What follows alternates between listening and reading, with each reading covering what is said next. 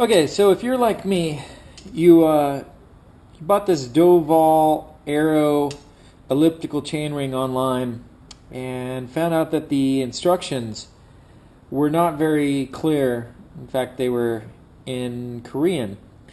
I'm going to quick run through how to set this thing up on your bike so you can be able to go out there and reap the benefits of this dual oval.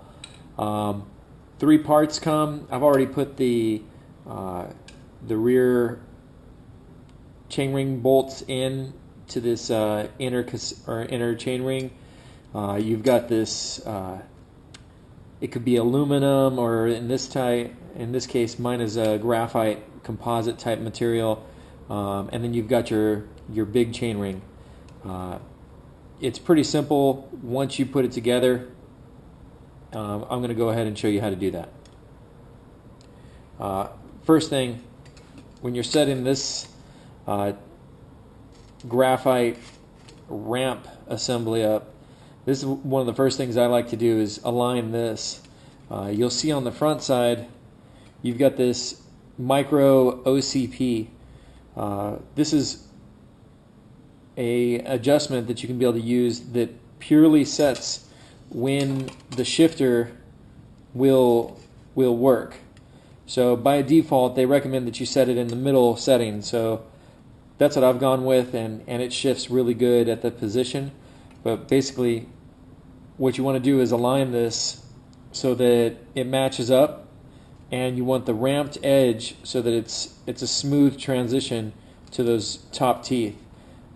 You could play around with this if you wanted to and adjust the shift position to the back or to the front, depending on where you put this in here. But I don't recommend it. I recommend just keeping it right there in the middle. That seemed to work best for me. So the next thing, what you want to do is take your inner chain ring. That's the first one we're going to work with. I like to push these in place first so that that I'm not messing around with them. If they don't stay in, you can put them in after the fact. I personally I prefer to go ahead and put them in first. Now what you're going to do is you're going to want to look on here, and there's a circle indent and then there's a double circle indent. What that's going to correspond to is, depending on if you're running a Shimano, I'm sorry, if you're running a SRAM or a Shimano or Campy base crankset. So in my case, I'm running FSA, so it follows under the. So again, find that crank arm position, line it up, line up your bolts, and then kind of look at the shape, make sure it aligns, and then if you want to look on the back, you can see the one circle indent will also line up with the crank arm. So that's an easy way to be able to tell where that position needs to go. So I'm going to kind of keep it in place. I've got that one position right there. I'm going to go ahead and take off the big chain ring. I'm going to go ahead and slide this one on. And it takes a little bit of wiggling to get it in place. Okay. Got it in there. Got it all lined up.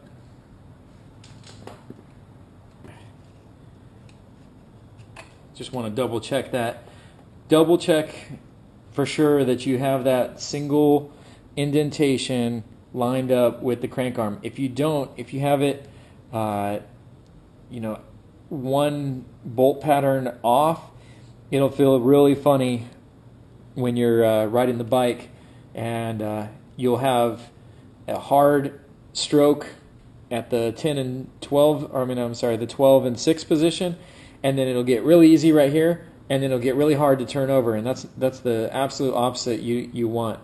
So I've got that one on there. Next thing I do, like I said, I align this with the middle, put that little screw in there, line it to the middle, make sure the ramp side is towards the teeth, and then look for where it says just crank arm, line that up, and bolts all line up. Go ahead and put a couple of these crank arm bolts in. I highly recommend getting some really cool bling ones. I found that when I first changed out mine, I had the ones that were on this crankset. They were kind of old, and in fact, I actually fractured one of them, and I had to replace them anyways. So I thought, hey, let's go ahead and go with a really cool setup and put some bling on there, kind of add a little bit more attraction to show off this cool chainring.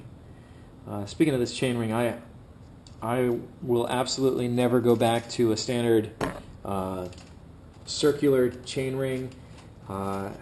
If you check out my Strava, Neil B, and then I've got a king symbol, and then Ridge Supply Socks is my hashtag on there.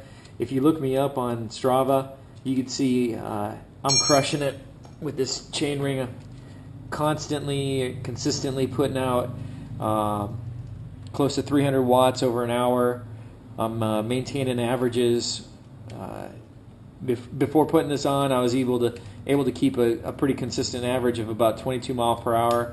Now that I've got this on here, I'm throwing down 24, 25.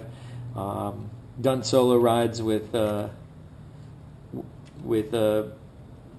pretty calm winds. It's pretty flat out here, but I've gone and done solo rides where my average was well over 25 miles per hour for 30 miles. So I really like it. My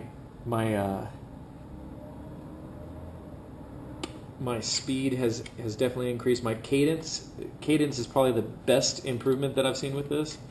It's gone up. When you tighten these down, I'm going to use my torque wrench after this, but you can really just eyeball it. Don't over crank them. But what I like to do is do the alternating pattern. Tighten one, go to the opposite side, tighten that one, go across, tighten that one. It's really the best way. And then most of the time I just tighten it by hand without the torque wrench. Just tight. I'm not going to over torque it with this little Allen key. So go ahead and tighten that down. Tighten that down. Working my way around that pattern. Okay, that looks good. So one thing that you're going to see, I should have mentioned it before I started the video, is you're going to have to move your chainring or your front derailleur up.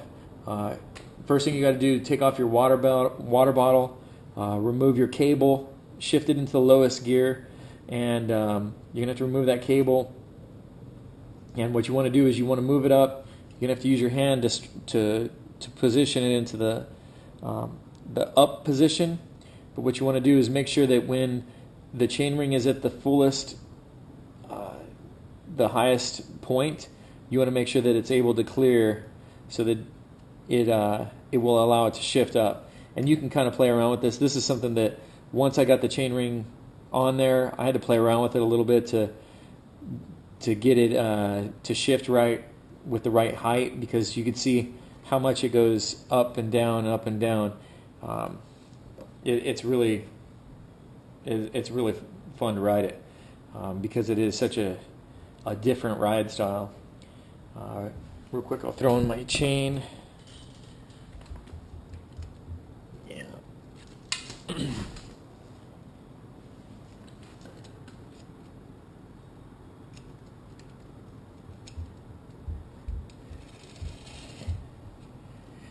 So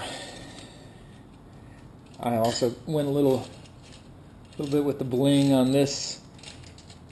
I went with a KMC chain. I got the gold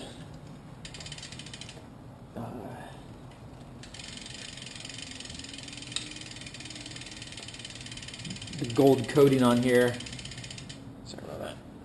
Because I liked it. I thought it would be a good accent for my bike.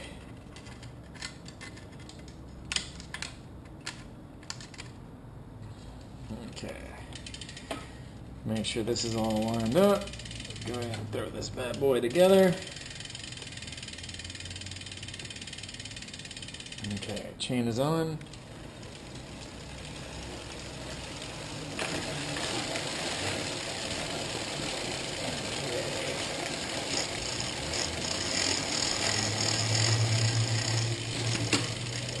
Okay, make sure it shifts up, make sure it shifts down. As you can see, it shifts pretty good. Right up there.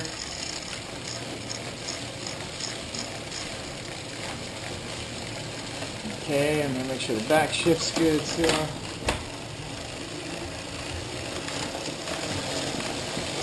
Right now my chain's kind of dry, so it sounds pretty wicked, but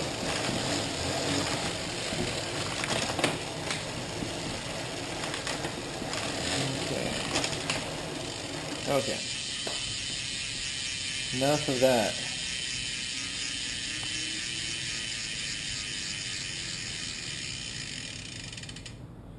Okay, so as you can see, it's pretty easy. Key things you want to look at: make sure you line up with the crank arm. Unless you're doing the SRAM, then it goes on the opposite side. The single dot on the inside of the chainring, make sure that faces towards the inside of the bike. The micro shift point, I think it's kind of worthless. I don't like it. I like it perfect where it is. I don't think they needed to add that. But that's my Doval install.